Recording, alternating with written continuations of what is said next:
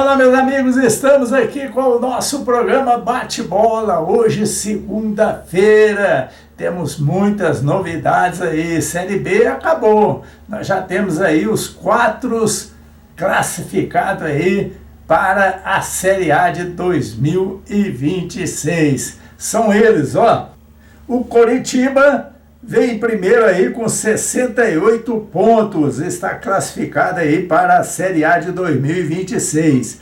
O Atlético Paranaense vem em segundo aí com 65 pontos.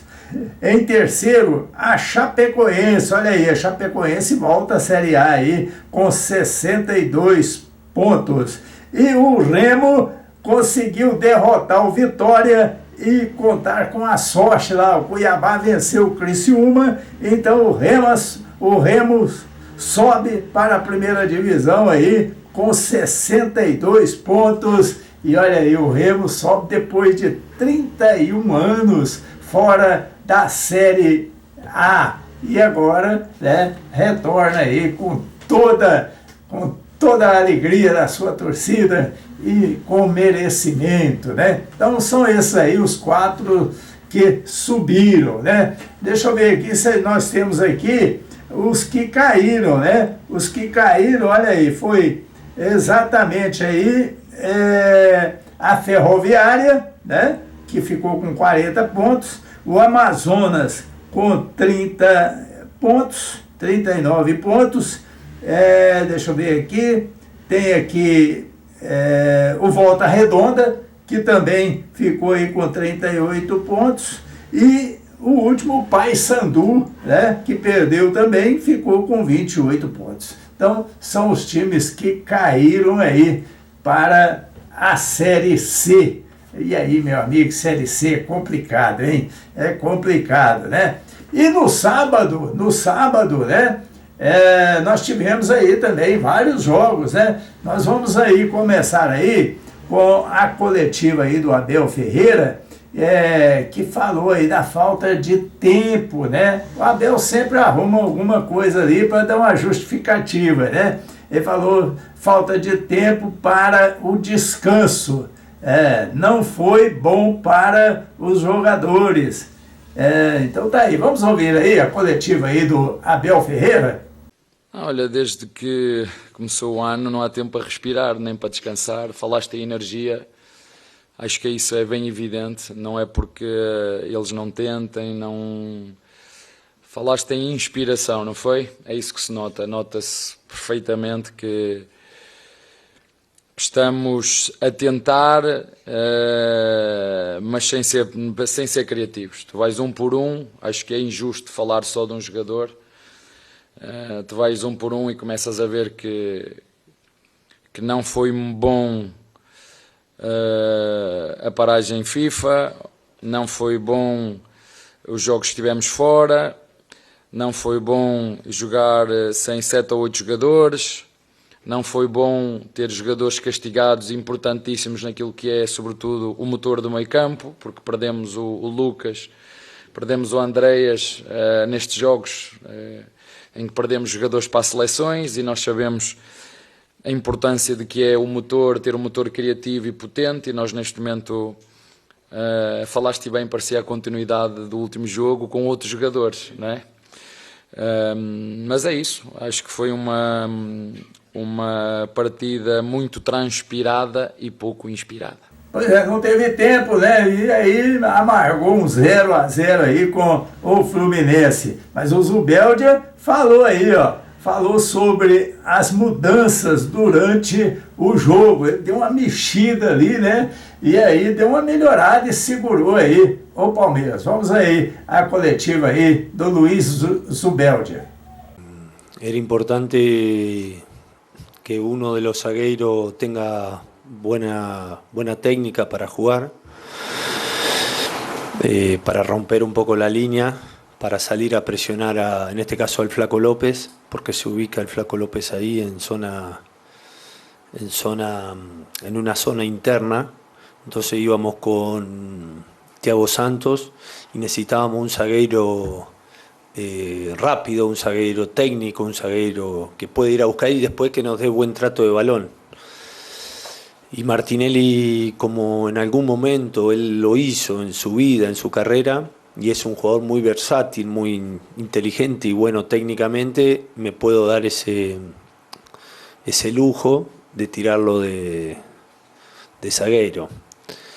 Como faltaba tanto para que termine, preferí optar por un cambio, si se quiere, más ofensivo, que si coloco un zagueiro natural. Después, ya con el correr de los minutos, entendí que había que volver a Martinelli a su posición y poner un zagueiro alto de buen juego aéreo para poder compensar cualquier pelota parada, bola parada que suele tener Palmeiras los últimos minutos, porque los últimos minutos ya se enloquece el juego y ya bola parada, cruzamiento, todo. Entonces ahí sí retomar la posición de un zaguero natural, ¿no? Como en este caso Igor.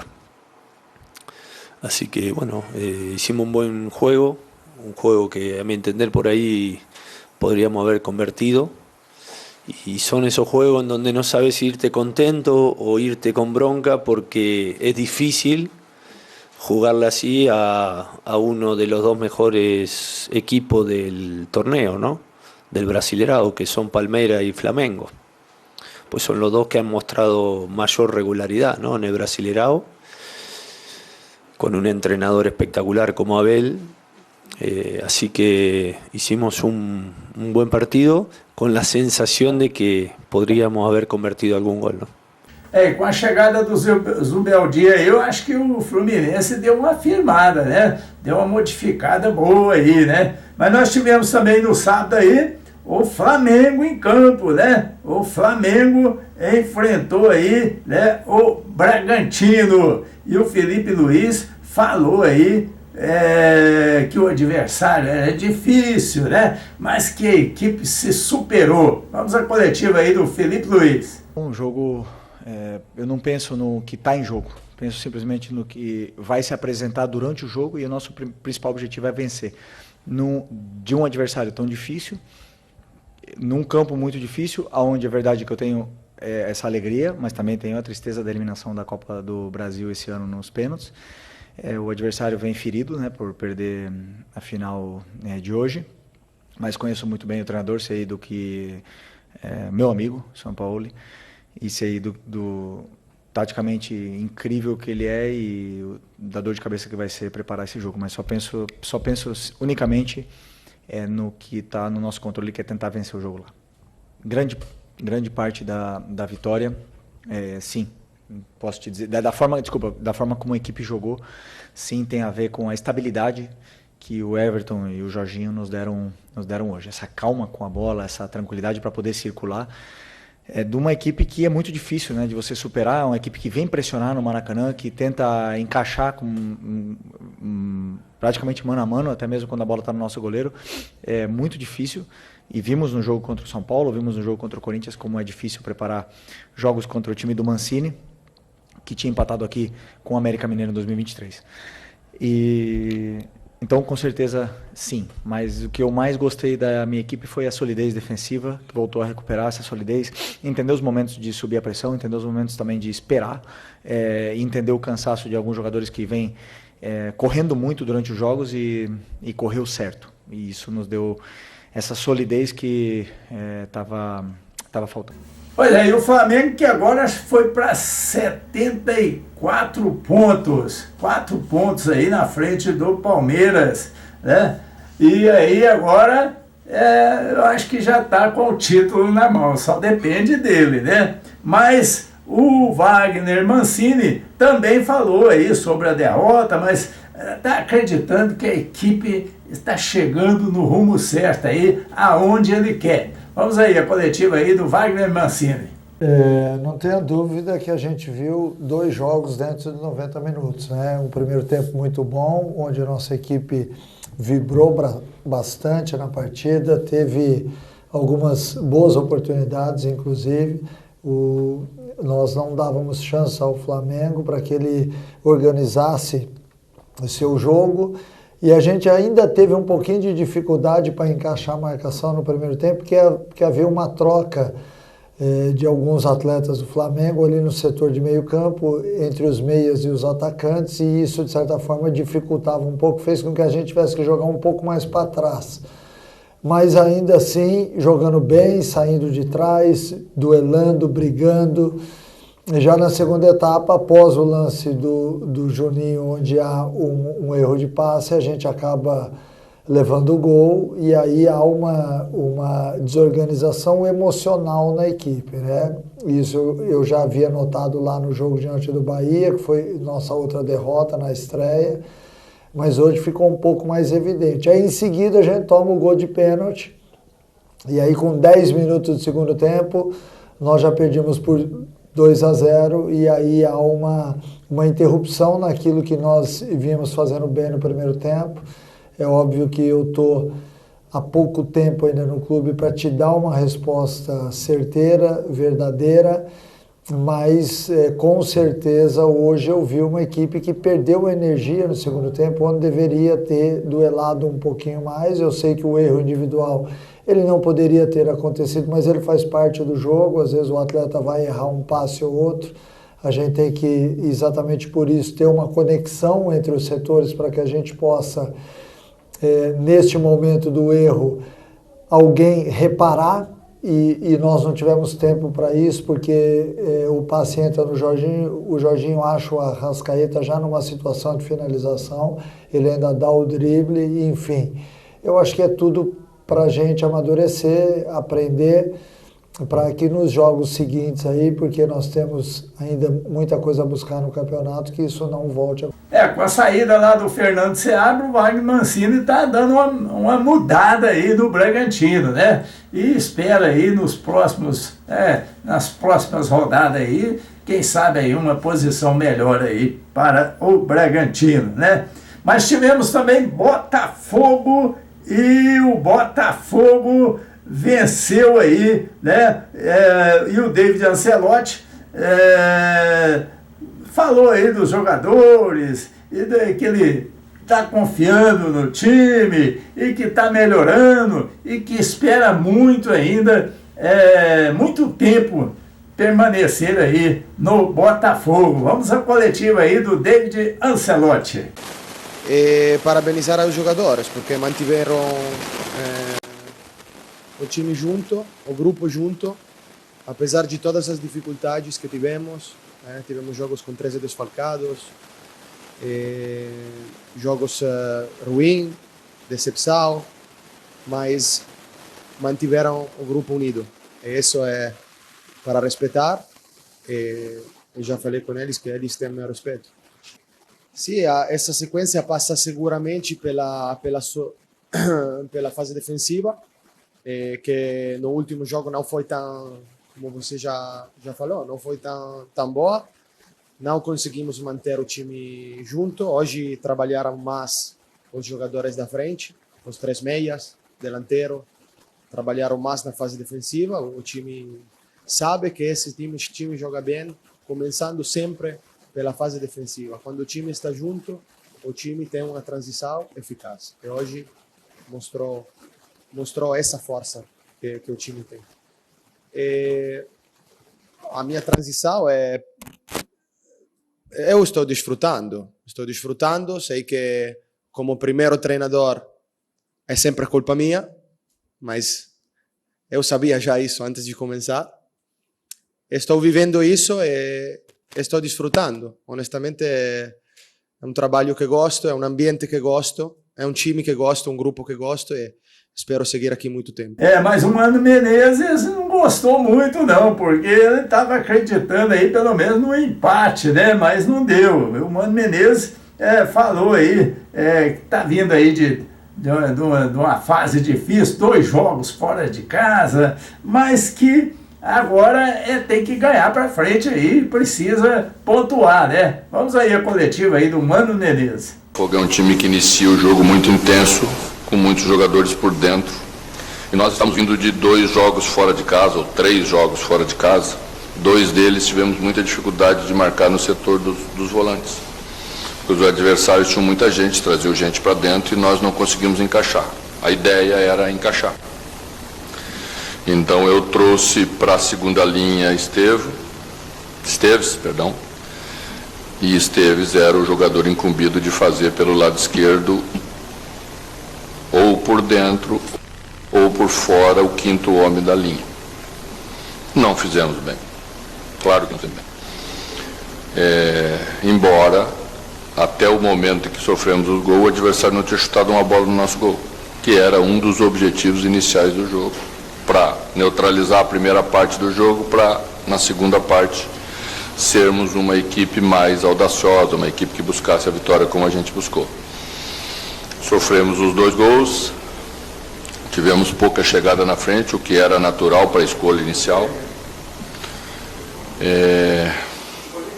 Naturalmente, a troca no intervalo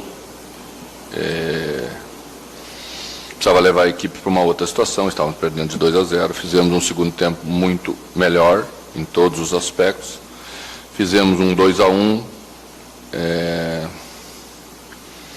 sofremos o terceiro gol no momento em que a gente não podia ter sofrido. Eu acho que se não tivéssemos sofrido o terceiro, certamente no mínimo teríamos empatado, como quase fizemos no final do jogo também.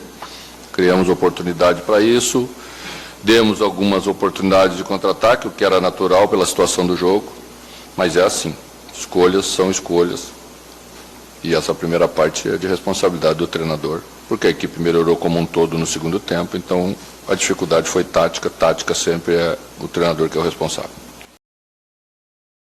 O Grêmio, né, gente, com tanta história aí nos campeonatos, né, precisa realmente dar uma mudada aí. O Mano Menezes está brigando muito lá. Eu acho que falta elenco, falta determinação, né, inspiração. Eu acho que está faltando aí no Grêmio, para o desespero aí do meu amigo Giscardi, né, que ele faz parte aqui do consulado gremista aqui no Distrito Federal, né? Mandar um abraço lá por Giscardi, né? Tá sempre aí, inclusive ele veio no nosso Tribuna do Esporte, trouxe bandeira, falou tudo que queria aí sobre o Grêmio, né? Bom, agora vamos falar dos jogos de ontem, domingo, o meu Cruzeiro, hein, gente? Só dando alegria,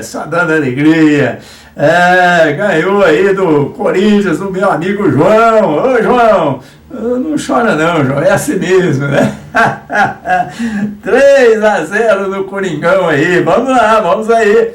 A coletiva aí do Leonardo Jardim, que falou aí que o time está voando, né? E que agora, provavelmente, né, o repórter perguntou para ele se vai haver aí uma oportunidade aí para outros atletas, né, que estão no banco. Aí ele falou para a gente aí. Vamos aí, a coletiva aí do Leonardo Jardim.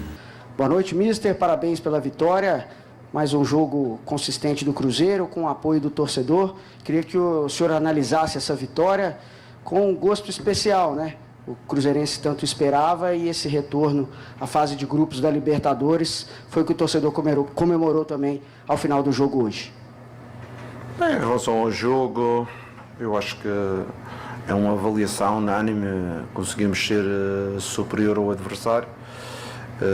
Na primeira parte criamos algumas situações, não conseguimos concretizar todas, só concretizamos uma. Na segunda parte voltamos a entrar forte e acabamos por fazer mais 2 golos, e acho que foi uma vitória merecida. Até acabamos por fazer mais 3, mas houve alguém que anulou um gol, não sei porquê, eu ainda não percebi, já vi a imagem 3 ou 4 vezes, não percebi, mas isso não interessa. O que interessa é que hoje os jogadores tiveram uma boa performance. Foi um grande jogo contra um grande adversário que é o Corinthians, toda a gente sabe. Mas tivemos ao nível dos melhores jogos este ano.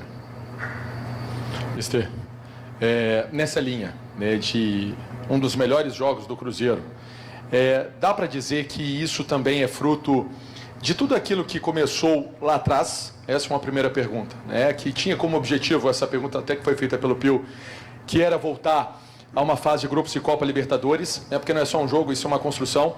E uma segunda pergunta, se você me permite, chegou a hora de dar uma variada no time, dar alternativa para outros jogadores, oportunidade para outros jogadores, pensando na semifinal de dezembro contra o próprio Corinthians? Obrigado.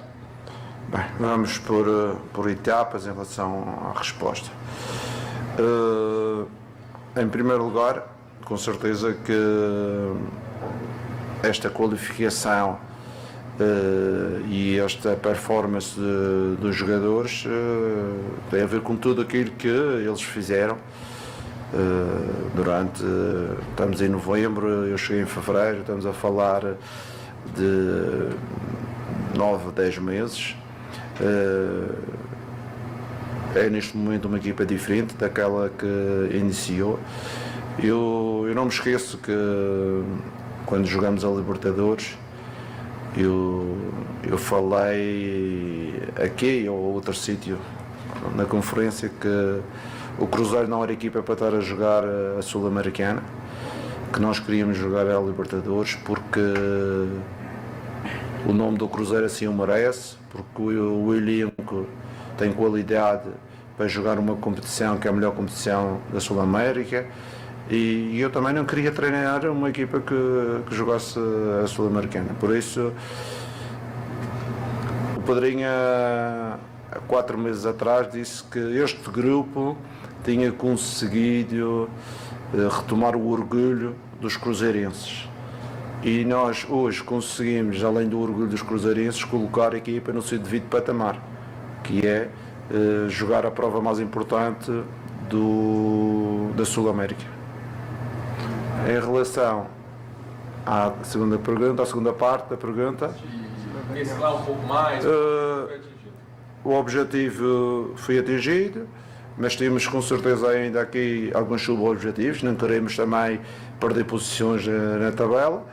O que mais me preocupa, sinceramente, é o jogo do Santos, porque é 2 dias antes do jogo do Corinthians, e é, com certeza, se não tivermos nenhum objetivo forte, e quem diga objetivo forte é o primeiro lugar, com certeza vamos ter que fazer muitas trocas para estarmos frescos para o jogo do Corinthians. Em relação aos próximos 2 jogos, no Ceará temos agora vários dias para recuperar a equipa. Depois do jogo do Botafogo vamos ter mais 4 dias. Com certeza que vai haver algumas trocas. Um deles é o Romero, que o Romero está com o 3º amarelo. Depois podemos trocar mais um ou outro jogador. Mas com certeza queremos continuar a manter o ritmo também, que é importante. A gente não pode deixar cair o ritmo agora e esperar pela Copa do Brasil. A gente tem que manter com uma gestão cuidada, mas manter a intensidade para que a gente chegue à altura do mata-mata, principalmente contra o Corinthians, frescos e com um bom nível competitivo. Cruzeirão, vamos que vamos, né? Mas quem não gostou muito aí dessa derrota aí foi o Dorival Júnior, né? Que falou aí que o time estava com falta de inspiração, falta de vontade, né? Vamos aí a coletiva aí do Dorival Júnior. A questão de um atleta que não jogou hoje, que foi o Memphis, ele foi diagnosticado inicialmente com edema ósseo, como divulgado pelo clube, e uma questão que ficou no ar para a torcida principalmente é, se hoje fosse a decisão da Copa do Brasil, ele faria esse sacrifício, ele estaria em campo, seria possível ele estar em campo pelo Corinthians hoje, ajudar mais do que hoje os atacantes puderam ajudar numa partida tão difícil como essa diante do Cruzeiro? Boa noite. Não estaria em campo. Ele foi vetado pelo departamento médico. Infelizmente aconteceu e nós temos que entender, até pelos exames, tudo foi constatado. Uma análise da partida, o Cruzeiro mereceu o resultado do primeiro ao último minuto. Fez uma partida segura, equilibrada, dentro das suas condições, criou, e numa noite em que, mais uma vez, nós não encontramos os nossos caminhos. Não tivemos posse de bola, não tivemos a bola em poucos momentos da partida, e passamos por sérias dificuldades ao longo de todo o período. Dorival, Aqui, boa noite. Dorival, duas questões rápidas. Eu queria te ouvir primeiro sobre o que dá para tirar dessa partida pensando na semifinal da Copa do Brasil contra o mesmo adversário e sobre cartões. Martins sofreu a segunda expulsão em 18 dias. Chama a atenção da gente isso, assim como o fato do Corinthians ser o clube com mais cartões no Brasileirão. Por que disso? Você tem algum diagnóstico? E queria que você falasse especificamente do Martins por causa de duas expulsões tão próximas. Bom, chama a atenção de todos nós. Uma jogada isolada, muito difícil de você imaginar o que possa acontecer com um atleta num momento como esse, até porque foi uma jogada simples, não teve uma disputa, ao contrário, ele chegou logo na sequência da jogada. Então é muito difícil fazer uma avaliação de fora da maneira como nós estávamos ali observando. Desculpa a primeira. O que dá para tirar desse jogo pensando na semifinal contra o Cruzeiro? É uma outra situação, um outro momento e todos nós vamos ter que avaliar muito tudo aquilo que tem acontecido aqui hoje. Pois é, meu amigo, é isso aí. Fazer o quê, né? Fazer o quê? Aí. Então, a classificação da Série A está da seguinte maneira aí, os 4 primeiros, só que eu vou falar aqui, né? Os de cima e os de baixo, olha aí. Olha aí, em primeiro o Flamengo com 74 pontos. Em segundo vem o Palmeiras com 70. Em terceiro o Cruzeiro com 68 pontos. E em quarto o Mirassol com 60 pontos. E lá embaixo, aqueles que estão no desespero, né? E por desespero aí do meu amigo Dr. Wilmo Alves, que o Santos voltou para a zona do rebaixamento. E o Vitória, né, agora colocou 2 pontos, né, à frente aí do Santos. Então, primeiro ali na zona do rebaixamento vem aí o Santos com 37 pontos. E aí depois vem o Fortaleza com 34, o Juventude com 35 e o Sport com 17 pontos. Meu amigo, que desespero aí desses 4 aí de baixo. É o Santos, o Fortaleza e o Juventude. O Sport já está, né, na Série B do ano que vem, né? E hoje nós temos mais jogos aí pela Série A, fechando aí a rodada aí da Série A, né? Hoje nós temos aí o Mirassol e Ceará, e olha aí que jogo difícil pro time aí do Dr. Wilmo Alves, né? Internacional do meu amigo Flávio Halpe e o Santos do doutor, né? E depois nós temos aí o Fortaleza e o Atlético Mineiro fechando aí a rodada do Campeonato Brasileiro da Série A. Pois é, meu amigo, esse aí foi o nosso bate-bola. Amanhã nós voltamos aí, né, com o Rolando a Bola para falar aí sobre os jogos de hoje. Um abraço, uma ótima semana para você. Deus conosco.